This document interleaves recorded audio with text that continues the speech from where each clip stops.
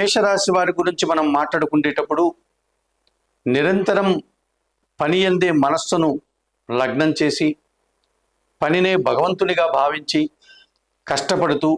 కష్టపడే విధానాన్ని నమ్ముకుని జీవనాన్ని సాగించేటువంటి ఈ మేషరాశి వారిలో అశ్విని నక్షత్రం 1, 2, 3, 4 పాదాల వారు, భరణి నక్షత్రం 1, 2, 3, 4 పాదాల వారు, కృత్తికా నక్షత్రం మొదటి పాదం వారు అనగా 9 నక్షత్ర పాదాల వారు ఈ మేషరాశికి సంబంధించిన వారు.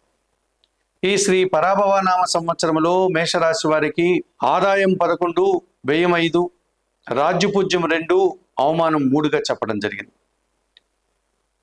పరాభవనామ సంవత్సరంలో ఈ మేషరాశి వారికి భాగ్య వ్యయాధిపతి అయినటువంటి బృహస్పతి అనగా గురువు తృతీయ భావంలో మిథున రాశిలో సంచరిస్తున్నాడు. ఇప్పుడు 2026 జూన్ 2వ తారీఖు నుంచి ఆయన చతుర్థ భావమైనటువంటి కర్కాటక రాశిలోని ప్రవేశిస్తాడు. తృతీయ భావంలో గురువు వీరికి ప్రతికూల ఫలితాలను ఇచ్చే పరిస్థితి కనిపిస్తుంది. అనగా పెద్దగా జనాల యొక్క సహకారం కానీ పెద్దల సహకారం కానీ వీరికి ఉండదు. అలాగే విద్యార్థులకు మంచి ఫలితాలు అనుకున్నంతగా రావు. ఖర్చులు పెరిగిపోతాయి, శ్రమ అధికమవుతుంది, పని భారం పెరుగుతుంది, జనాలతో సత్సంబంధాలు కూడా చెడిపోయేటువంటి వాతావరణం ఏర్పడుతుంది.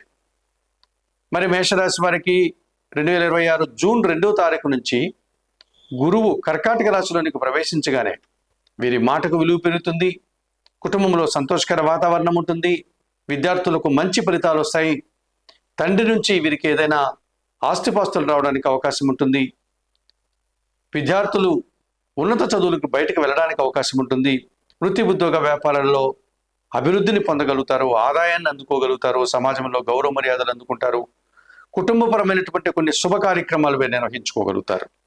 వివాహాది శుభ కార్యక్రమాలు కానీ గృహ నిర్మాణాది కార్యక్రమాలు కానీ వీరు చేసుకోవడానికి అవకాశం కనిపిస్తుంది. అలాగే దశమ లాభాధిపతి అయినటువంటి శని భగవానుడు ఈ మేషరాశి వారికి ఈ సంవత్సరం అంతా కూడా వ్యయములో మేషరాశిలోని సంచరిస్తున్నాడు. అనగా మీనరాశిలో ఆయన సంచారం ఉంది. మేషరాశి వారికి అది వ్యయ భావం అయింది.